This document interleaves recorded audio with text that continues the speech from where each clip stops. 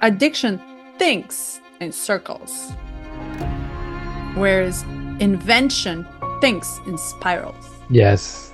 Yes. And Yes. I Yes. love it. And spiral is not one dot, it's actually one seed becoming bigger and bigger and bigger Mhm. and bigger and bigger and bigger. So I'm grateful for that. And then two, just the pain just reminding me like this body is so amazing. Where else can you go Hmm. other than inside? And Hmm. when you're so almost like forced to face yourself, you find lots of love.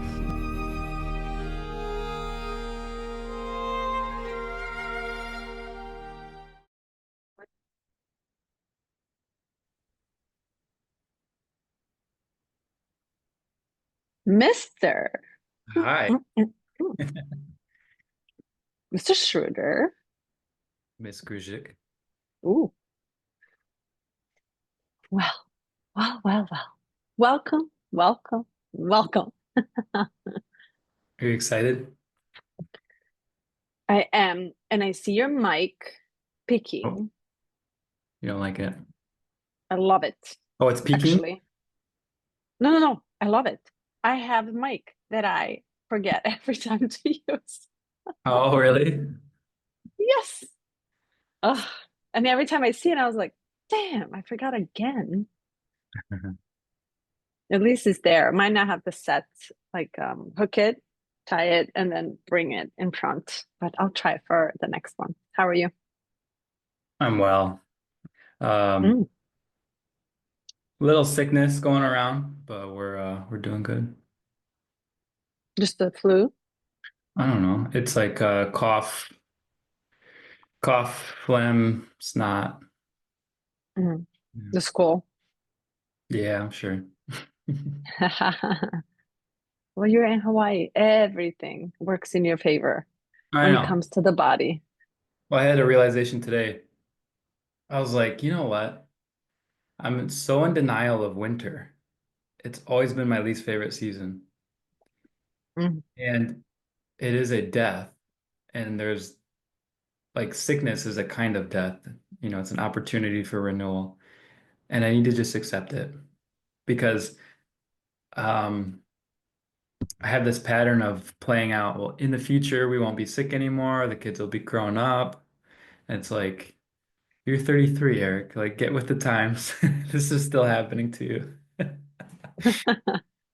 Um, yeah, and just um, being here, being now, instead of hoping and wishing and planning and trying to change. totally. Bring it back in. So Mhm. you're saying you're in denial into something that does not exist technically. It's in the future, and you want to get sick or you don't want to get sick. You want to end? You want the death of the cells that no longer serve you? Um, well, it's just moving from wanting something else Mm, into like this is, right? So we do this with a lot of things. And I heard someone talking about happiness, and it was his viewpoint was essentially that happiness is when you accept your current circumstances as um, this is the way it's supposed to be, and we strip our happiness away when we long for something else and hope for a change in circumstances, and that things aren't the way they're supposed to be. Something's wrong. yeah. Yeah. It's interesting because isn't that what the 23rd talks about? How Yeah, appropriate. I love this one. Me too. I Yeah. was like, oh my God, I can't wait to start with this one. It's mwah. Mm. It's cherry. It's the really top. Okay, so I'm going to give you an honor. Let's start. Do you have this one, by the way? I don't. How about you? Mm-mm, Mm. I don't. But today is the last day of the Aquarius month. So Mm. tomorrow starts our month, which means we're going to get elevated Hmm. And our life force will start being full force for us for the entire month because the sun is in our sign. Hmm. So it's going to give us a lot of energy this month. Usually, this month, well, natally and astrologically, is the month to actually manifest a lot of things because there's so much life force energy coming into the sign because it's very comfortable, it's very powerful. So Hmm. we should kick it in with Yeah. this exact thing. All right, go ahead, go ahead. Oh, okay. Speak from your heart. Um, yeah, this was it's tough to read through the whole thing and then because in this one I felt very strongly the linking of the shadow and the city and how connected they were. Mm, So what struck me was my own journey along this path and I was tempted to try to place myself in one of like, am I in the shadow? Am I in the gift? I'm definitely not in the city. I'll just say that. Um, but reminded that it's fluid and it changes constantly, and that's okay. But I was thinking about this podcast in this format, how it exposes when another person is there to offer space and silence. If we have this shadow, then it exposes it. Like I'll just, I can just ramble on in this complexity. And I'm like, okay, well, there's that. And also mm, it's not being afraid of it, right? Because it stems in fear of judgment or being seen the wrong way. So this was like, I was like, I'm surprised this isn't in my chart because I felt it so mm, strongly. Um,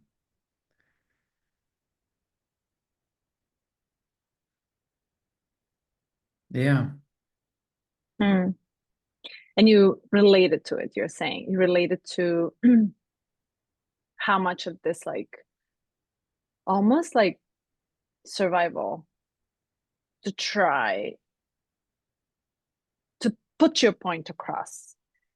So, but hear me out. But, I have an opinion, I have a stand, and this is my side. And, how what you're saying is that you flow through these and you have been flowing through these like ups and then surrenders and then forward and then hold for a second and relax, breathe, and like in and out, right? So that's how it Mhm. feels. So are you relating to your awareness of the ins and outs and ebbs and flows of this exact shadow to gift, shadow to gift? Yeah, yeah, relating is a good word. I'm becoming familiar with the states and I'm having memories come up. Some of the clearest memories I have of the shadow are like public speaking, which you have a lot more practice than I do, but there's been a few times like in class with a large group and I'm supposed to present on a subject or read something and prepare something. Mm, And I could just feel myself like my voice is running away from, and it was interesting. He said, you're not from your heart, right? You're not centered in mhm, your heart. And I was like, that's what it is. It's like the mind and the voice trying to just grab everyone and be like, listen to me, pay attention. And mhm, like, well, you get it, right? And this drive, this need to get affirmation and feedback and like give me something back. mhm. And when it's from the heart, you don't need it and it resonates more profoundly with people. Mm. So are you able to figure out which part are you operate from, mind or heart? Well, it's a process and I'm learning. Um, I'm becoming more aware of when I'm in either. state, I should say. It's not a it's not a one or zero, at least for me. Um, Mm, it's like how much of my heart am I speaking from, or how much of my mm, ego am I speaking mm, from? Um, but one thing, I think I mentioned this last talk that we had, I'm becoming more comfortable in my own space and allowing the shoulds to fall away. mhm, And for example, so like part of that is like the spicy Aries quality that I have in my Aries rising. And in human design, I have some spiciness too. I think it's the 3, 5, the 5, which is it's funny, I don't remember mine. The martyr and the heretic. Yeah. mm, So someone we have a friend that we sometimes hang out with. It's more about like the kids' convenience. And she was there with her child at the pool, and she approached us, and we don't really hang out.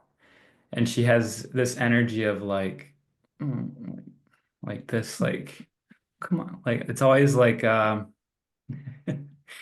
don't know how to describe it other than that, like driving empathy, guilt, like those sorts of emotions. And she presented like, we never see you, you're never out with Carly, like it'd be so great. Um, and I just was there, and I'm like, I'm not resonating with this. I'm not going to go along with the story that she's putting on me. And I said something a little bit abrasive, and I saw her kind of like step back, and I maybe this is disassociating. You can kind of help me through this. But once I saw her like reaction, I said the thing that she kind of wanted me to say, but I just mm, said it quickly like, "Oh, but this is what you want, right?" And then she was like, "Yeah, yeah, yeah." And I was like, "Okay, well, we'll see you," and carried on. mm, So it's like I'm learning, it's almost like I'm learning to step with conviction, like and speak from my heart. And sometimes mm. speaking from my heart doesn't mean I'm the nicest guy in the world. It just means I don't agree with what you're saying right now, and I'm gonna share it. Mm. Yeah. I find this really interesting because, and I don't know how to like measure how when the heart is on and transfers out and when the mind is full force, like really forcing. The only way that I can actually differentiate that is I'm really trying to put the point across as if I'm pushing something, forcing. So it feels very forceful. I'm trying. And then it sucks my energy out completely. Hmm. And I feel often exhausted. And this also means what I find interesting when I relate to other people too.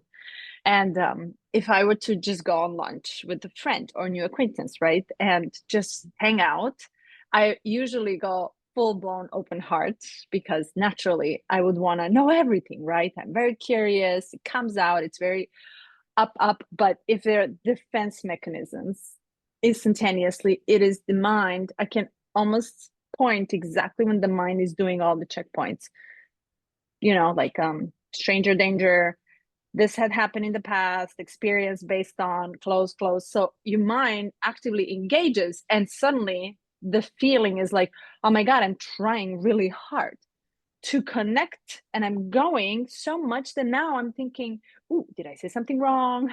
Yeah. Am I too much? Am I, like, Hmm. rather than actually being just who I am.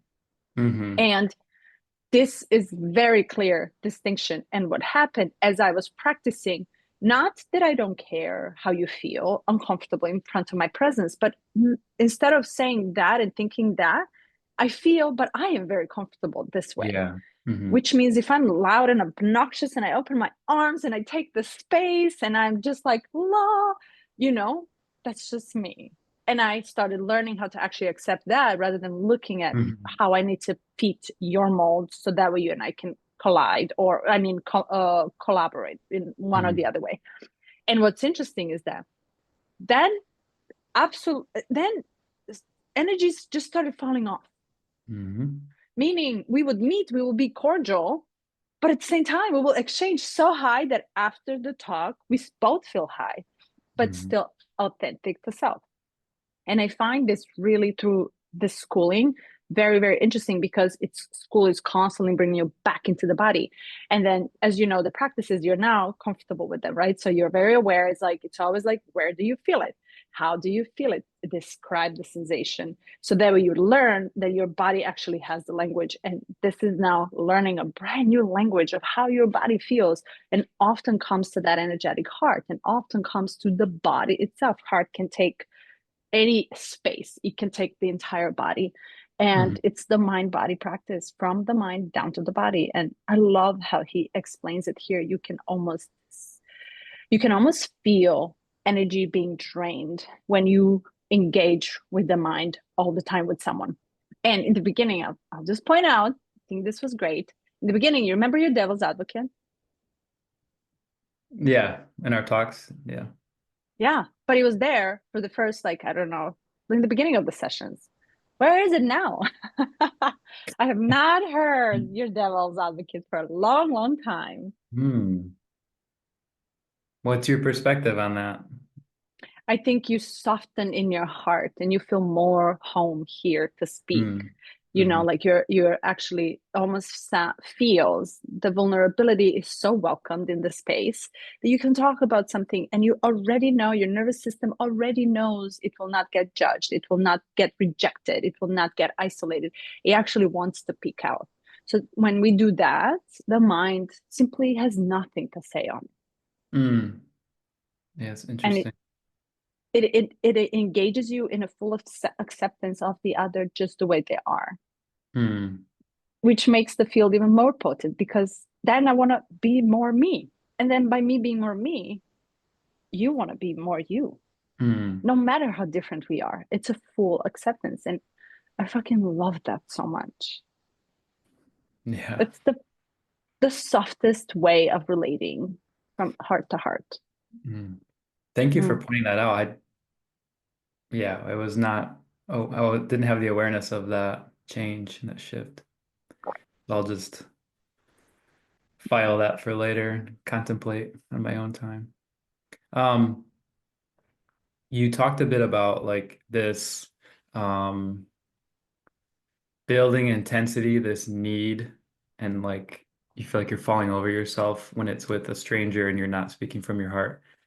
Mm. Um, Sometimes this happens with the person I'm closest with Carly, when I'm trying to get us in coherence, or like, just like we're not meeting on the same level, and I can tell it's just a communication issue. It's just a word choice, or she's not understanding where I'm coming from, or vice versa. And I'll feel the same sensations of like I'm about to burst, like we have to get to a culmination point, and I'm like so desiring it, and meanwhile she's running away because that's just our Yeah. styles. Um,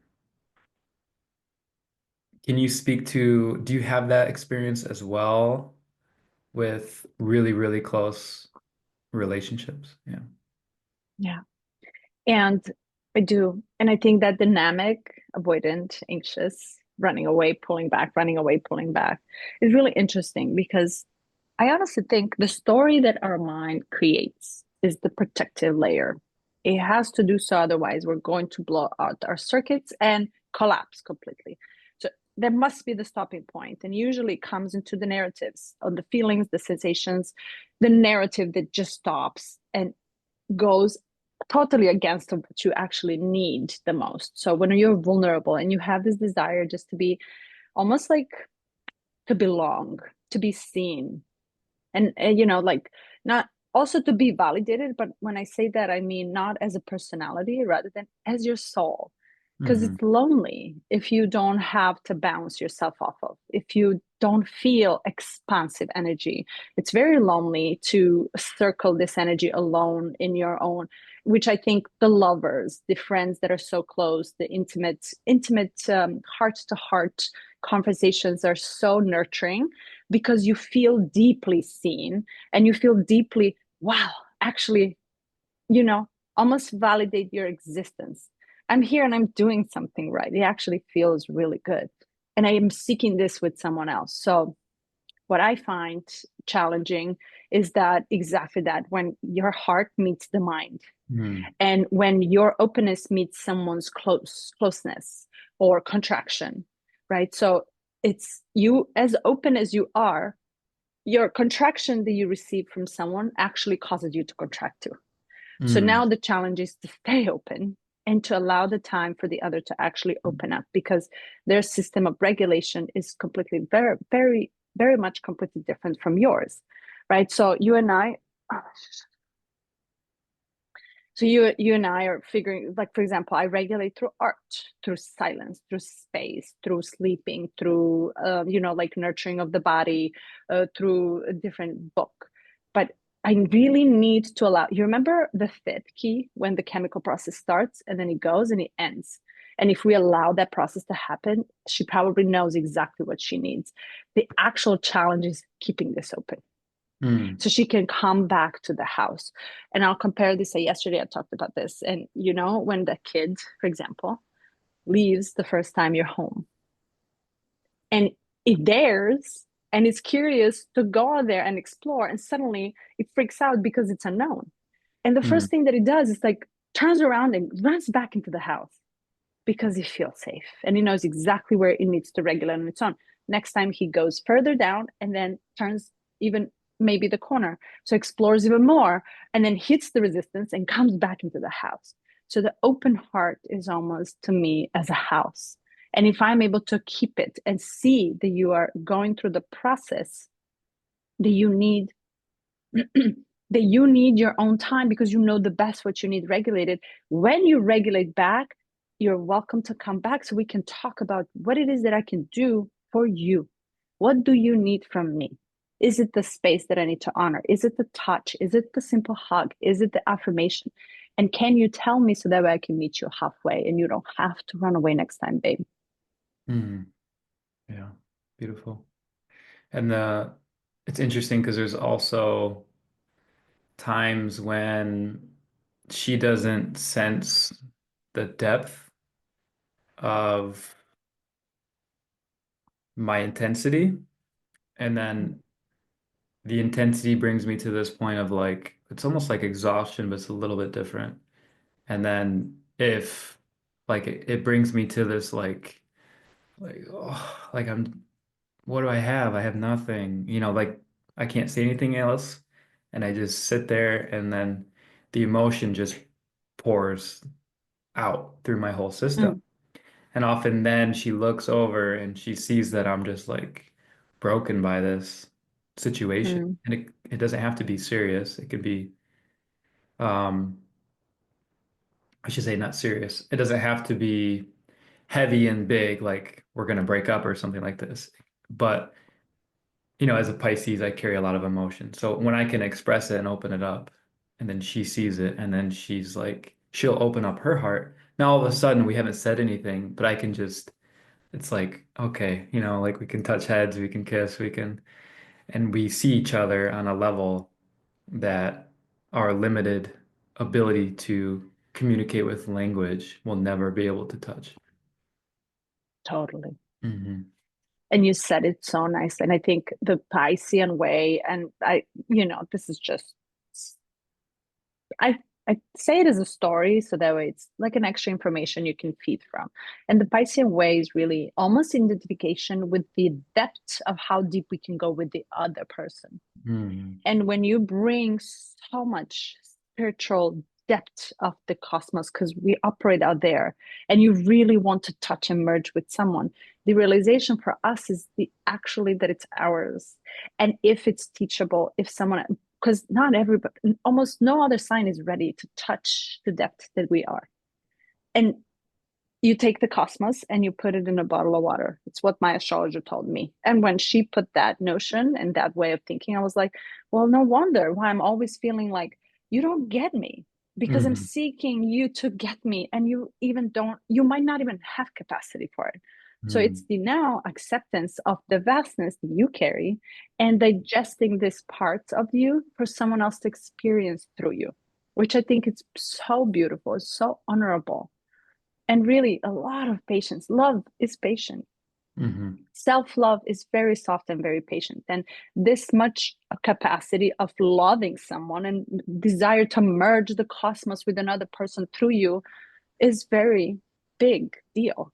And that's, I think that's how they feel, almost like, wow, I reached my capacity this time. Maybe next time we can go further and expand together. But I stopped expecting, and rather I started accepting Hmm. Yeah. that it's just I can love a lot and I cannot receive, I might never ever receive the reciprocation at the same level, but I can taste it. I can Hmm. get a little bit of what you're giving me, and to you that might be the maximum of how much you're capable of. How how common is a Piscean friendship like this? We I Okay, You and like I. this? Yeah. It's not. We can go deep. And also another question I wanted to ask you, is it fair to ask your lover, your partner, your intimate person who you go to bed with to give everything to you? Esther Perel puts this in the really good um, question. It's like we're asking not only village, we're asking everything from one person. Hmm. How fair it is. That's why you find the different outlets, with different souls, different energies, Hmm. doing different things, and it fills up. Well, and it's almost what came up for me was like, obviously, no, it's not fair. Oh. And then I thought about it from the perspective of self-love. It is fair at the same time, right? Because it's impossible Wait, to wait. fulfill. Let me catch you now. Yeah, Where catch are me. you operating from? What you just said, from the love is fair, unfair, and from the self-love, it's not fair. So which part of you is operating out of mind and which one out of body?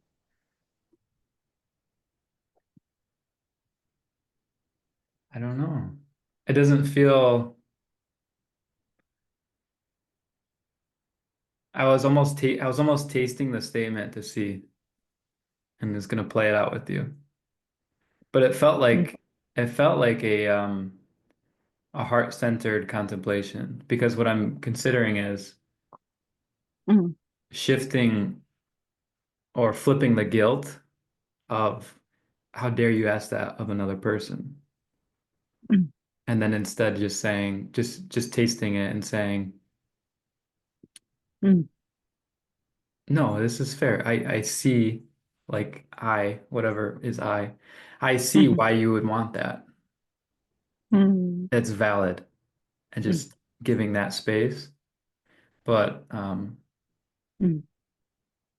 to answer your question directly, it's from the mind. I'm contemplating from a different perspective instead of mm. from the heart. Like, no, this is not fair, and just letting that be. Yeah. It's they're like, and I felt it from the heart, because what you just did, you had the same story from a different perspective, Mhm.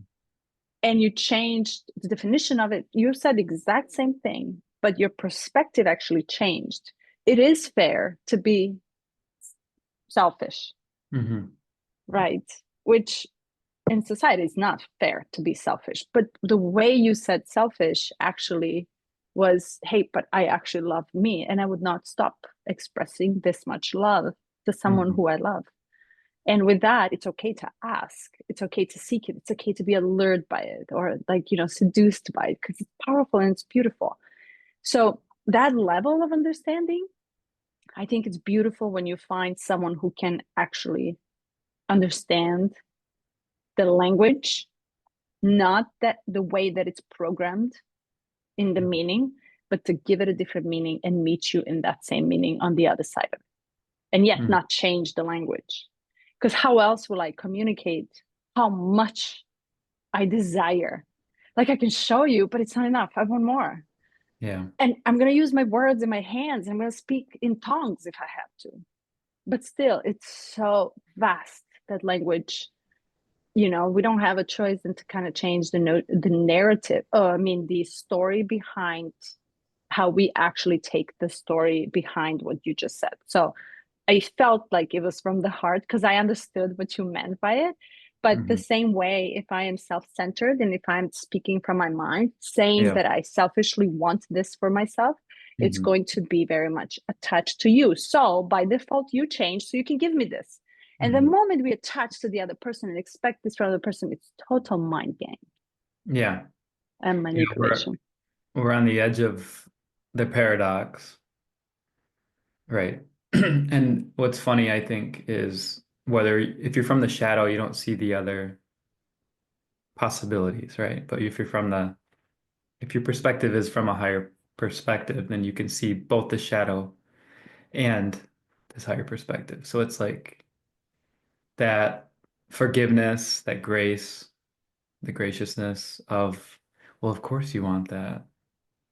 It's, yeah, it's definitely, the word that kept coming up as you were describing this feeling is eros. It's like the closest, Yeah. like, I'm like, And yeah, you feel it in your tummy. I always say, when in doubt, zoom out, yeah. zoom out. It totally makes sense. And I love how he actually explains the simplicity. The higher up there you go, meaning there's this like a metaphor that I'll start using because I love it. It's like the airplane going through the clouds. You see nothing, and suddenly Mm. going above the clouds and everything is clear. And the higher up you go, the less you have to say, the more you feel, Hmm. and the more you know. Yeah. Mm.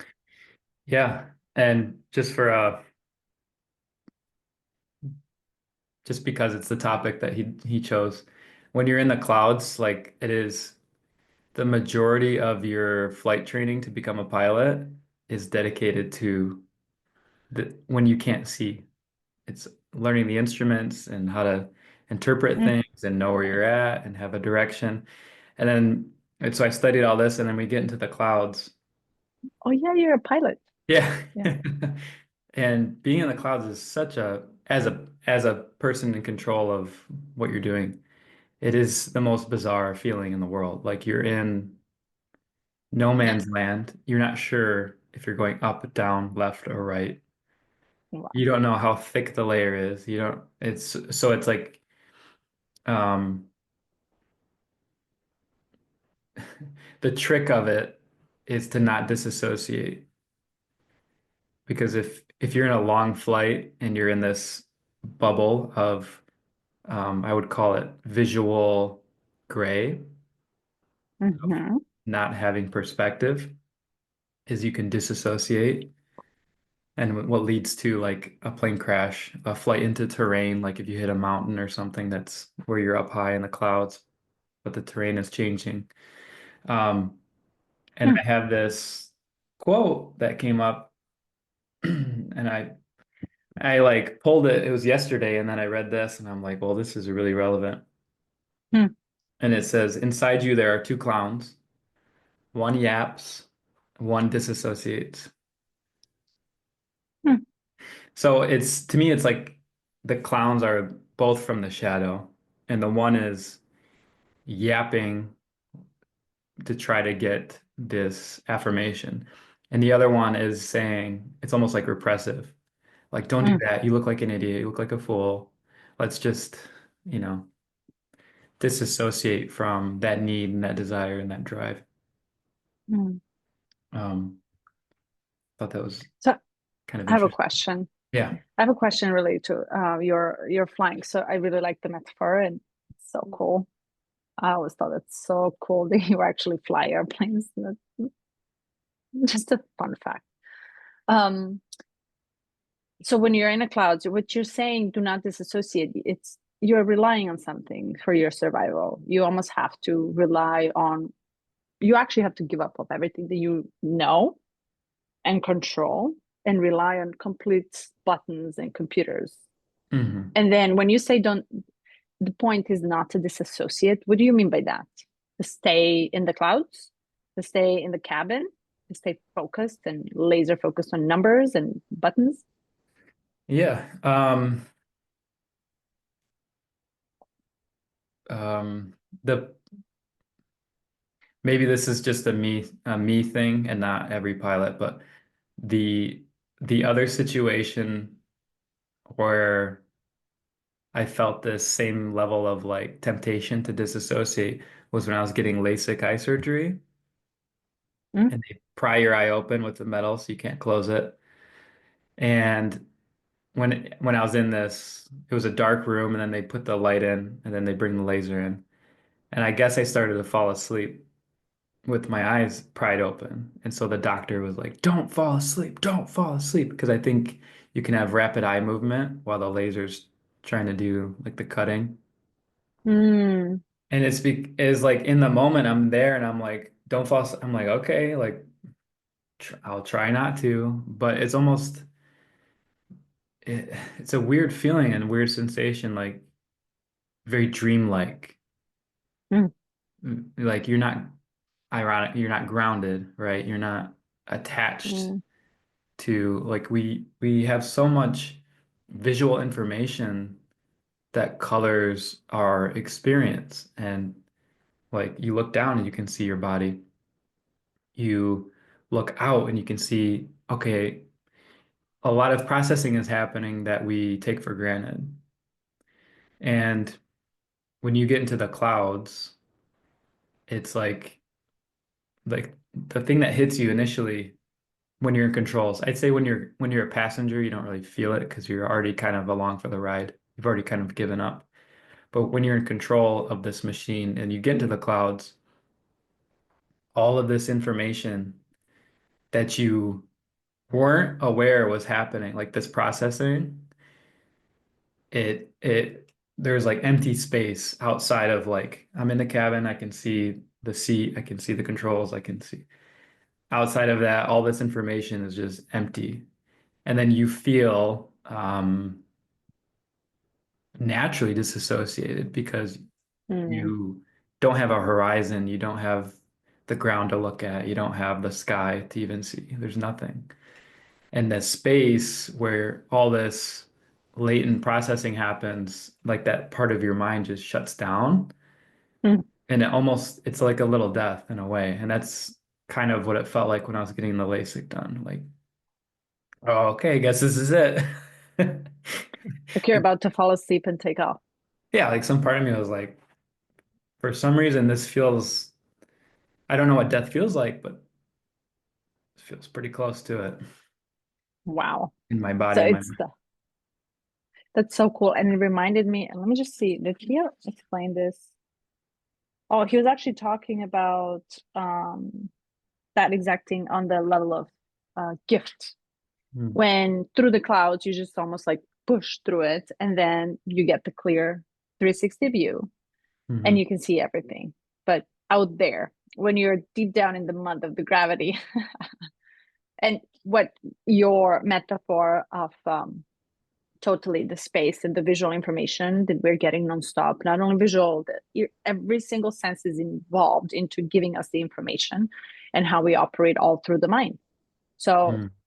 all of it every day is feeding us and feeding us so much that it's pushing down and actually telling the body how to feel. And so it's coming from here, Mhm. it's pushing down to the body, it then originates this massive amount of emotions and feelings, and then you either store and program in a nervous system somewhere, or and now you have to figure out how to work on all these parts, release the old so the new can come in, and the information still keeps coming in. Mm. So we're always going to be almost you know I don't want to say attacked, but gifted this information. But the moment from the mind to the body is where this reaction starts, actually, for us and through our awareness. So when we are aware of, "Ooh, I've done this many times, and I'm catching it this time. And I want to do something different because I have a choice. This is where I think the choice actually lays at its root, for you to do something before this turns on this. And then rather than actually relying on what the mind has to say, you are cutting the connection. And you're like, okay, I have a choice. What I received, let me see how I feel naturally out of my heart. Is this true? Is the knowing there? And then now you're reprogramming entire body to come from the body up. So the narrative then changes based on the feelings inside of the body. And this cannot be done unless the awareness occurs. And unless that unconscious to conscious moment comes in. Oof, I've done this so many times. And I've got mad so many times. And I don't want to get mad anymore. So let me do something different. I was leaving the gym today, and in the park, there was this lady, a mom, who yelled at her kids so much. And she was so angry at him. And kids were just 3 and maybe, I don't know, the kid did nothing wrong. But there was so much anger coming out of her, so much. And she would yell, she screamed. The father sat up, drank coffee, watching everything. The kids were just like playing, and they actually laughed. She was livid, red in her face. Wow, wow. And then I thought, I was like, I wonder. So you can see the reaction is like totally firing her up again and again and again. And she's totally disconnected from the truth and her own truth. And to that, it's like, you can't just tell, grab someone for the shoulder and say, hey, drop back into the body. They have to be ready for it. Right. So at this point, this is where you can't just force to tell someone what to do. And the advice is not all advices. Every advice is unsolicited technically, unless someone is actually asking, do you mind telling me a different way? So Yeah. I sidetracked, but the body. No, yeah, that's good. One thing that came up for me was he talks about kind of the two paths, as he's talking about I think towards enlightenment, or not sure, but the two paths being like the scientific and the artistic, and how neither gets there. And it's the middle way, right? The middle way. And I'm kind of jumping into the city, but I wanted to talk about this. Yes. Because we're talking about space, either creating space for ourselves to make a conscious decision, or the changing field of information, how when we reduce the noise, we have more space, and it causes a sense of disassociation. But and this is funny because like when you're talking about the five senses, how our body interprets our reality from the information received, right? It's like this relationship, this play. And I shouldn't say true, right? Because it's an approach to what is, but the most the furthest we've gone with science, we're in this realm of the quantum, and then it starts to get paradoxical and we kind of lose. We're like playing in this field of like possibilities are endless and there's so many worlds, but there's not really like the substance that we came with science, like this atomic structure of reality and how everything's built on atoms, and then now it's becoming more esoteric the further we go, whether in or out, right? I'm But loving it. from what we understand, the quantum nature of reality and the amount of space, even on the atomic scale, like the scale of a proton and a neutron is like a quarter in a football field, and the electron is like on the outside of the football field. So there's 100 yards, and um, that's one atom, right? And then the quantum is like even more space. So the reality that our senses can interpret, and who knows what would happen to our body if this was actually shown to us, is the vastness of space and possibility. Mm, that is undigestible. mm, And mm, then mm, and it like has the flavor of that artistic approach, when something touches you, whether it's someone else's art and it speaks to you or your own art as it pours out of you. It's also, it has this flavor of like there's so much space and there's so much creativity out of space, out of the nothing that mm, exists, and how do we share it without engaging in this shadow of complexity and overcomplicating the simple mm, truths that exist. mm. Ooh, you just dropped real deep. So this space, and I'm curious, here's where I'm curious now when you're talking. Do you, only you, have a awareness of how much space you actually possess at this moment? Um, See, it's not even a logical question. You yeah, can't even say it. my mind just, Like you can't say 10 yards around it, right? But there's this feeling of I have a lot of space in me. But there's also this feeling that you expand exact same space sometimes, even more. So that your capacity is bigger somehow, hmm, right? So you know this knowing in the body, this feeling of expansion is very uh, you know you can comprehend it hmm, somehow, not with the mind, but somehow you understand it on the body level.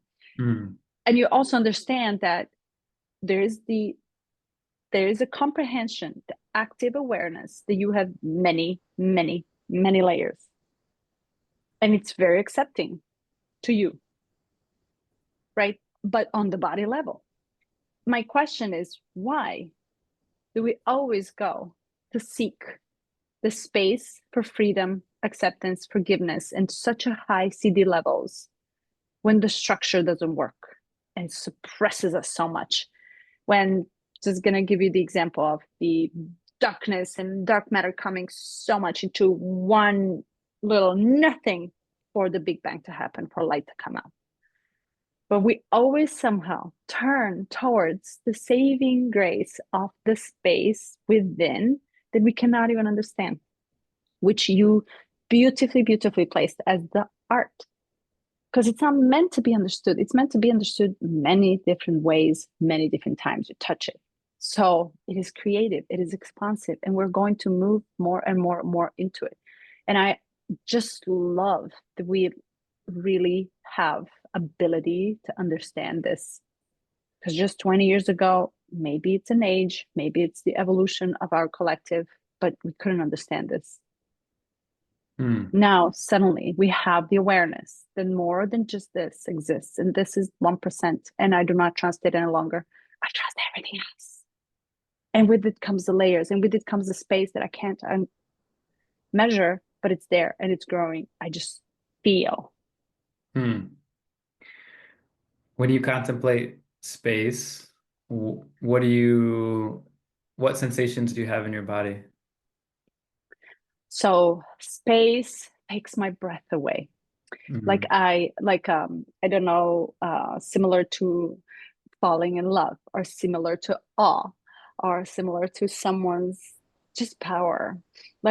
On this program, I've met so many women that wear their own authentic power in moments. And some you can just you see, when I say you can just tell, I technically said nothing, but you can just like, wow, you just relax, you soften in your body, and you are um, where there used to be judgment and total insecurities now becomes wow, absolute adoration, hmm, because of the possibilities, because of the potential, because of something much bigger in this person happened that I just simply am in awe for.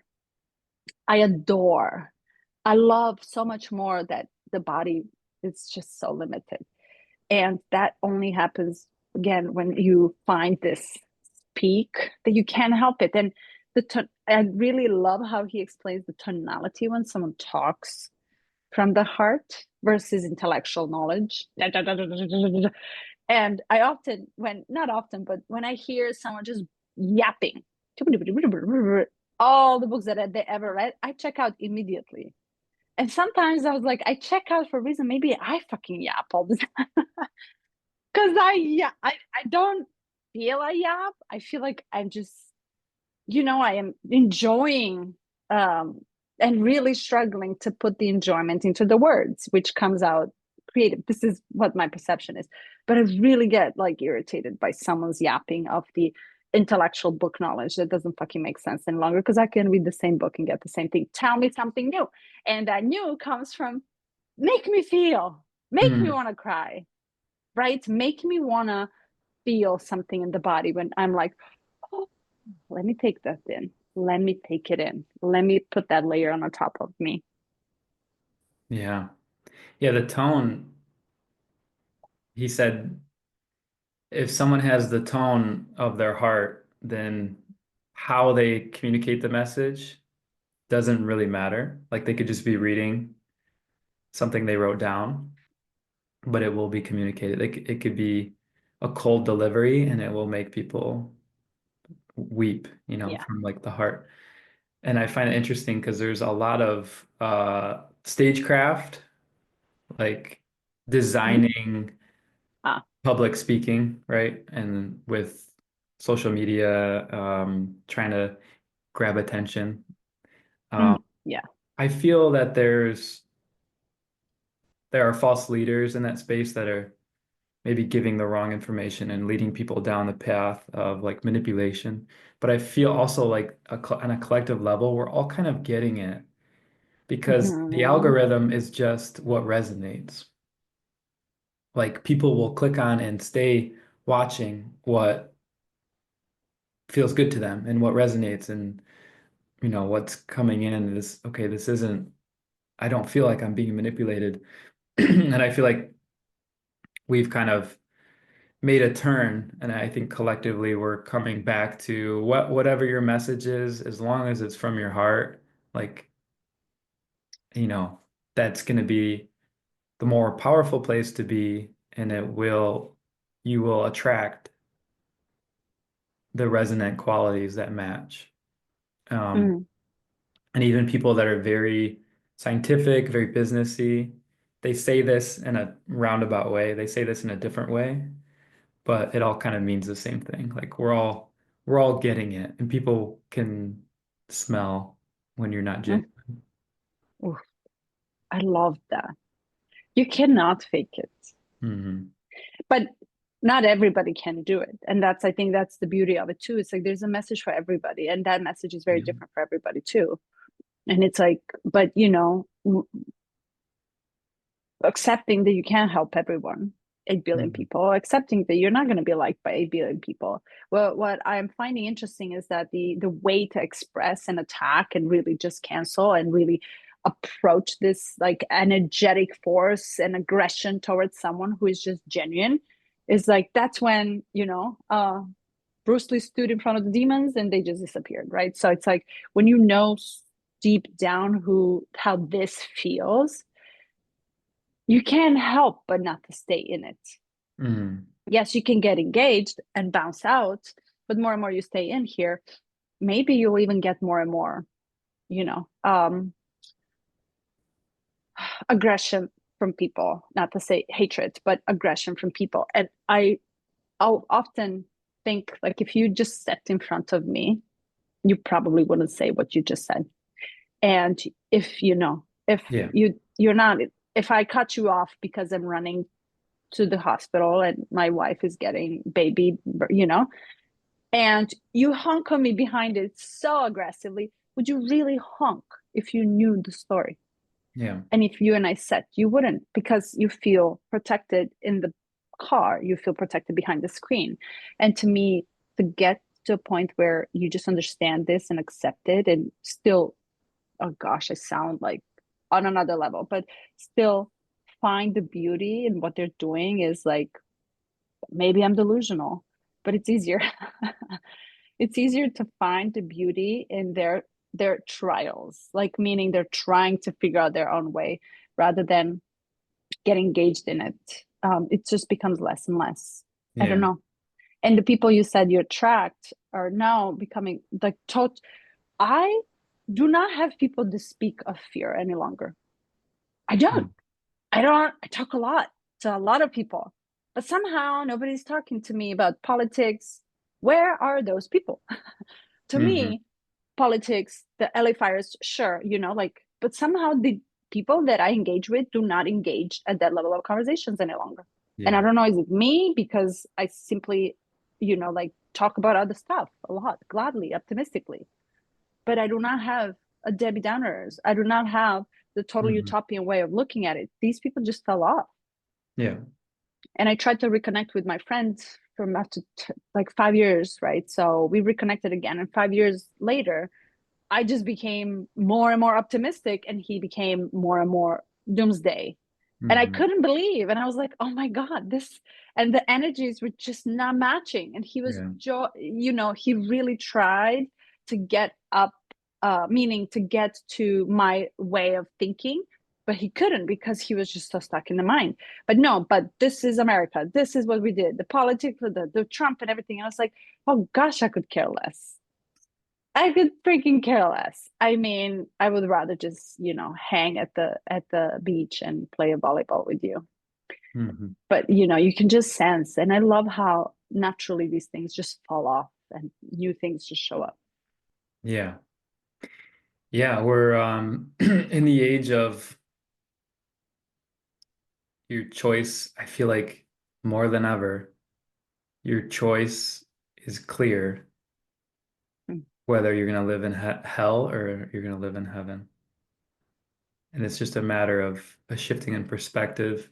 And I'm grateful for all the shadow work because we've been able to let go of the baggage and make a clear choice. And for most people, they can't make a clear choice because they're still holding on to all their bags, right? Yeah, Um, totally. re One last thing, relaxation.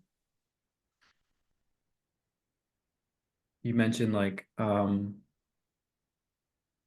you contemplate space, when you're feeling the boundless energy, like you feel a sense of awe, and you also mentioned um, relaxation. And I wanted to touch on it because it doesn't feel like an effect of the contemplation. It feels Mm, like a foundation that you've set up, and I'm just guessing, but it feels like a foundation that you've set up in your body in order that you can contemplate the space and expand out wider than it's a matter of like how wide can you go is how relaxed you feel. And for me, I feel it like mm. third chakra, like right here in the center. And Yeah. so when I was contemplating earlier, I was like, I'm feeling very expansive. Like Mm, you mentioned the numbness last week. mm, For me, it's like I could be floating or like my skin's glowing, just feeling like ephemeral. Um, and then I felt this density come in at third chakra, and I was like, oh, you're not sure if it's safe. You're not sure if you let go mm, too much that you won't find your way back. So I just wanted to mm, ask you, how do mm, you feel relaxation in your body, and what stories do you have around it? mm. So there is this, he speaks about the timing of everything that happened. And in the last 2 years, since I actually have my own space and I have the art and plants and different energy in the space, it's just nurturing for everything that I am, including my soul, my energy, and everything. So this space actually is designed for me to come home. I do not work from home. I go to office, and then when I enter, I feel home, which means my entire body relaxes in the regulation. And then I created the ritual, which, you know, every morning I wake up and then I set the base for the expansion of the tree. So I have a trunk, which is the vehicle that I carry, and this vehicle has to sustain a lot of energy that are pulsating through me, either physical, either I need to nurture the body in order to sustain the energy. And my space expands as a tree. What is it called? What is it called? Canopy.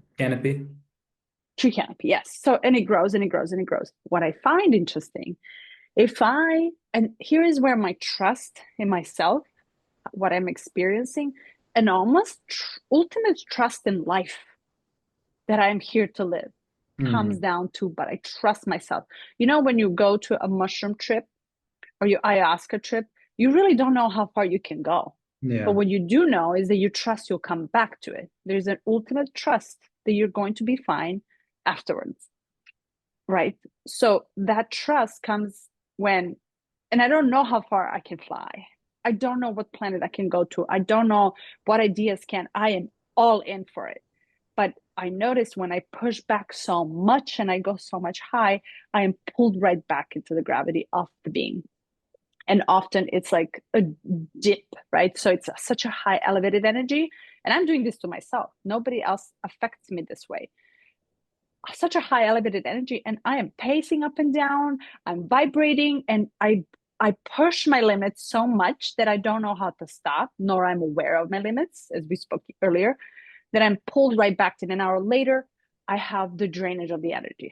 And there's this new way that I read the other day from one of the girls that posted in a school, and she said often it's like when you push so much hard, so much strongly and powerfully to expand, often there are parts of you that are staying behind. And this pull back, which is like pulling back, you actually feel the drop where you need to have the regulation. You need to slow down and regulate. You just know when you need to. It's often the reminder that you're leaving parts of you behind that are not ready to go all the way. So this pull back almost is a reminder that you are whole and there are lots of parts of you, some slow, some fast, but you can't push the slow slug to run the horsepower. It simply doesn't work. So that's how I'm experiencing that exact thing. So the regulation comes in many different formats, but like you said, the big of a tree cannot be held unless my roots are as big as my tree bed. So it's really, I don't know, it helps me because I trust that I will be pulled back, but I also trust that I will fly as high as my capacity allows me at that moment. Yeah. And that maybe your friend that you try to reconnect with, the intuitive reasoning that came in was he has some level of distrust and you have a much higher level of trust, potentially. I'm not sure if that was your experience, but He actually reminded me on the fragmented reactive nature. Oh, yeah, the fragmented reactive nature. And I actually wrote his name on it. And it's not that I'm labeling it, but I almost, for me to understand it, because I don't feel that this is how I fragment my mind in the shadow. Maybe sometimes, maybe I used to in 20s. But what's interesting is that you loop in the circle and you're trying really hard to explain yourself to justify your stagnation or status quo. And as powerful as is to be aware of this, it's really almost it's not sad, or I don't pity him, but at the same time, you know how you must have a crisis for some awareness to come to you that actually just like urges you to move totally, to change, to make a sudden abrupt shift in life. So all I can do is just, keep it open, allow it to come, and say, hey, but either way, it's beautiful. And to say this from the heart really means, I don't know, loving kindness across the board. And gosh, does it sound so cliche to say this, but it Mhm. really feels different when you're able to love even the woman who's yelling at the child. And I was thinking maybe I should call the social services, but at the same time, really, do I really need to? No. Exactly. So Um, balance. yeah. Oh, such a good key. He said, these people, in terms of the reactive nature, these people tend to talk in circles, over explaining everything in an unconscious attempt to conceal the anger that lies within them at not being understood on a much deeper level. So that potentially being the root, and you said crisis, and that was my thought as well with a lot of people that are in panic right now.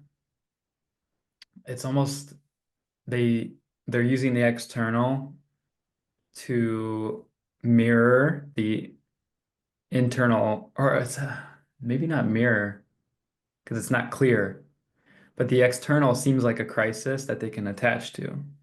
Mm, But the real crisis is it's the internal one. It's like, what is it that mm, you're so angry with? Why are you so afraid? What's mm. the distrust about? And going deep in there, instead, there's an opportunity here to grab onto a narrative, this external stories to fragment, distract, and yeah, not look at the shadow. Yeah. And he then connects it in cities that when you reach the level of the city here, I forgot the name for it. What is it? Quintessence. Quintessence is that your space is clear. You don't have so much stuff, right? So ultimately it reminded me of, I bet their car is spotless clean and there's nothing in their trunk. Wow. And they seek the space. And as little as simple, it's just like I need just, one plate, one spoon, and one cup of coffee. That's it. I don't need so much stuff. And I found very interesting that even there's so much art that is happening inside that, like even this like such a messed up candle can turn into, oh my God, like a total amusement of just like white unscented candle. But does it have to have like the rainbow colors as example? But I love that because your inner expresses outer. And when you have a home that it's cluttered, the space where you behave that it's cluttered with a lot often might be the representation of how you actually feel inside. Yeah, yeah, for sure. And can I just say one more thing too, Eric? Mhm. And this is just to praise Pisces a little bit more. I think, I might have said this in the last call, but I think because people are so afraid to feel, and because we are so comfortable with it, so comfortable that we want more of it. Feel, feel, feel. And, one of your videos, you said, if you feel that pain, feel it. And if Mhm. another one comes in, feel that too. Mhm. It's so true. I loved it because feeling is almost freeing if you learn how to feel like good about all the feelings that are coming in. If you kind of find the pleasure in the struggle as well and combine the two together. So I think, naturally will be a very soothing home for a lot of people that are afraid to feel and they just need to lean, you know, into someone who does it terribly well, Yeah. terribly well. Like, why not cry? I want to cry, Yeah. you know? Yeah. So you feel that maybe you're going to be called into leadership for the emotional expression, contemplation. I feel that leaders are not trying to lead. Mm. uh, I Yeah. feel that they're whatever that just happened because we're so out there that everything here becomes altruistic. We're totally not doing it for our own. Once you start operating for here, you're not really doing anything for your own. personality benefit or ego boost. There's no need for it. It's like it's so big there that you can feel all kinds of stuff out there. So I honestly don't know, nor I have a plan for anything. I'm just feeling my way through life. Ah, so good. This was so nurturing. This one was very soft and gentle, Yeah. I admit. It was nice to come back to a chunk, like a, Structure. a digestible. Sorry, I might have to take this in a little bit. Okay. But yeah, thank you so much. We might skip next week, but I'll let you know. Okay. Okay. Lots of love. Bye. Ciao.